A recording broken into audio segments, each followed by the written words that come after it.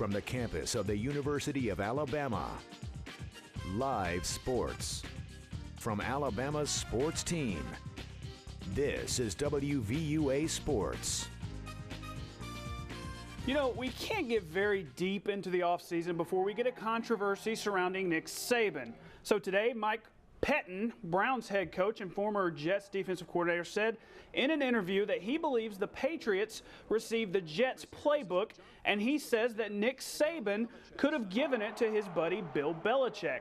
Saban, of course, denied that claim, saying that the playbook still rests in his office.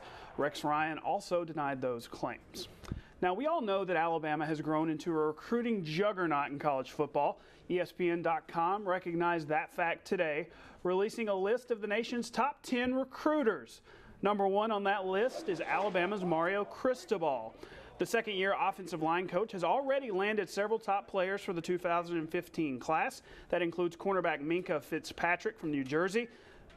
Three more Alabama assistants were on that list. Let's take a look. Kirby Smart comes in at number 3, Burton Burns at number 8, Lance Thompson rounds it out at 10. Auburn also had a coach in the list, meaning that the state of Alabama has half of those top recruiters. That's why the Iron Bowl is so good now.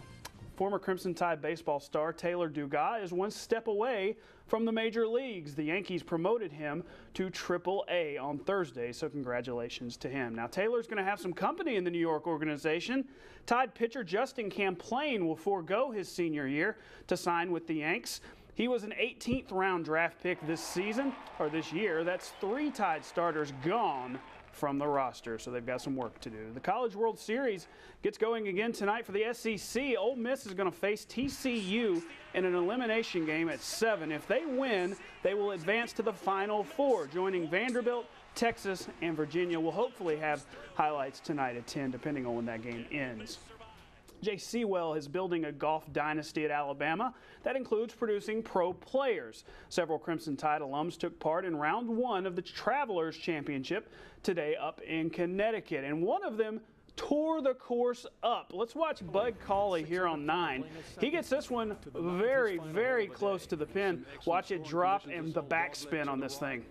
Thought it was going to go in. He birdied the hole, a 63 in round 1 for Bud, who finishes the day at 7 under. That leaves him tied for second on the leaderboard. Let's take a look at said leaderboard. Brendan Steele is the only other player who had a better day than Bud. I just want to keep saying Bud. Bud's a good name. He shot an 8 under 62. Meanwhile, Dickie Pride and Bobby Wyatt well off the pace. Play continues Friday. Impressive, but not this impressive. Check out 11-year-old Lucy Lee. She is the youngest player to ever qualify for the U.S. Women's Open, and today she didn't just play, she played well. She finished today shooting a 78. Now, she is well off the pace, but she's barely doing long division in school, so that's okay. A lot more than I was doing at 11.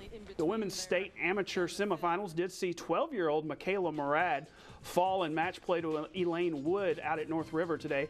Wood is set to face Virginia Green Friday morning for the title. Highlights on WVUA.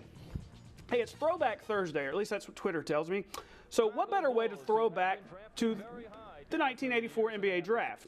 Today is the 30-year anniversary of that draft, which saw 4 future Hall of Famers selected, including Akeem Olajuwon, Charles Barkley, John Stockton, and some guy named Michael Jordan. Anyone ever heard of him? Jordan had a pretty decent career from what I remember. Hey, more sports at 10 o'clock, including Bobby Bowden. He was in Birmingham today and had some nice things to say about Nick Saban. The news at 6 is back right after the break.